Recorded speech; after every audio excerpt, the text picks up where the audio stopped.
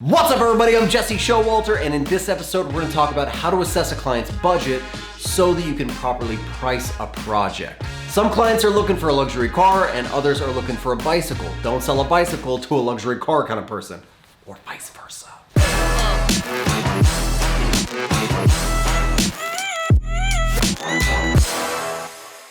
First tip of the day is to learn how to ask lots of questions. Get as many details about the project or the product or the client or the brand itself. You want to know inside and out not only what the project is, but what the problems are that the client is having. Why are they coming to you? Why are we having this conversation right now? You want to ask deep questions about business and goals and what success looks like for your client or for the brand. This might seem kind of counterintuitive, like maybe you want to tell them all about you and the way that you work and your processes and your expertise, but that's not the way to start out the conversation. The way to start out the conversation is to understand them and instantly be on their side, be an advocate for them and be wanting to know as much about them so you can solve problems for them. So that's the first thing, is to learn how to ask lots of questions to the client. All right, tip number 2, now that you've asked lots of questions and hopefully your potential client sees that you truly care, that you have empathy for them and their problems, and you're excited to help them. Now the time comes for you to actually ask about their budget and their range. And so you can phrase it something like this: thank you for all the amazing information. I have a lot to work with here. One last final question. What kind of budget range are we looking at for the project? Now there's a lot of different outcomes you can get from this question. Maybe they'll just give you a range just like you asked. Maybe they'll want to back and forth kind of collaborate with you on what the range should be. Maybe they'll have questions to ask in response, or maybe they won't want to give you a range at all. They're hoping that you'll lead with a number. Then we got to go to tip number 3. So now you've asked for a budget range and they've given you nothing in return. What do you do now? You move on to the next question, which is asking them about past projects. And it doesn't have to be the same exact project that you are currently talking about. It could be a logo, it could be a website, it could be any kind of work. What you're trying to do is flesh out an idea of what kind of money they spend on your type of services in the past or recently. So let's say you're currently talking about a website project and they don't want to give you a range and you don't want to give them a range quite yet. You can start asking about their branding. How much did you pay for that? Or what did you pay for your Facebook advertising budget? Or how much you spend on your marketing materials? You can ask them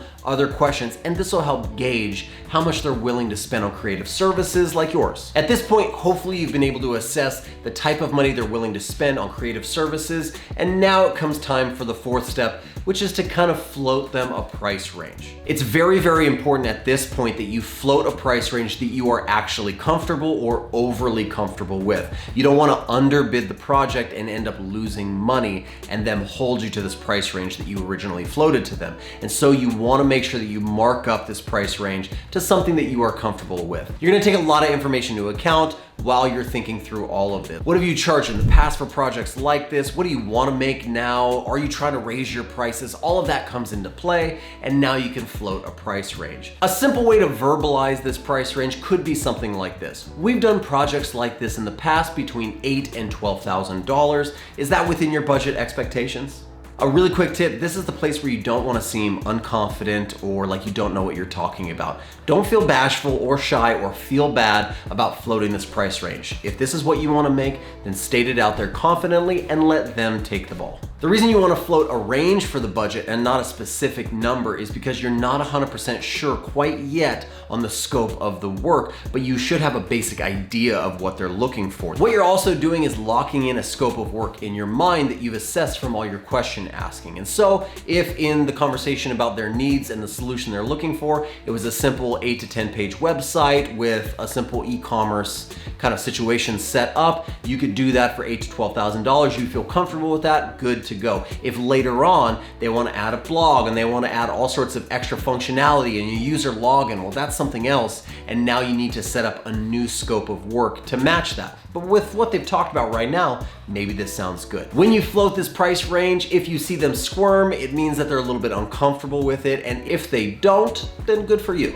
If your client still needs a little bit more convincing and they're slightly squirming in their seat, then it's time to do a little bit of contrast comparison about the type of value that you bring versus the type of value maybe they were expecting. A lot of clients don't understand how far their dollar should go with creative services. If they think that a fantastic logo should maybe cost $50, they need to be educated slightly. And a way to do that is to bring them into the realm of some other product that maybe they are accustomed to. One of the easiest ways to do this is to use the product, the brand, or the company that they are associated with. And so if they are a guitar manufacturer or physical product or clothing, it's really easy to relate it to their product. A product I tend to always default to if I need to is a suit. I like suits. I don't have one on right now, but trust me, I love wearing a really nice suit. And there's a huge difference between a $100 pull off the rack suit and a really expensive, finely custom tailor-made suit just for you.